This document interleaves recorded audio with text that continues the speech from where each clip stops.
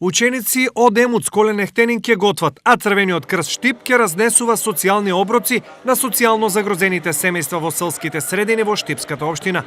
Ова Црвениот крст го реализира во рамките на националната програма Црвен крст во акција, а во соработка со училиштето Колен Ехтенин.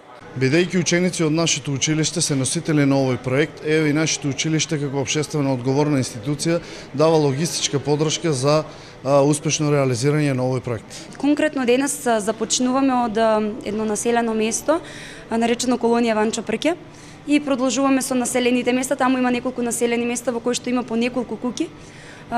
Така што прво ќе започнеме логистички да ги поминуваме тие терени, за потоа со текот на самиот проект ќе има повеќе активности, ќе продолжиме и во други населени места. Во исто време, учениците стекнуваат практични знаења од кулинарството.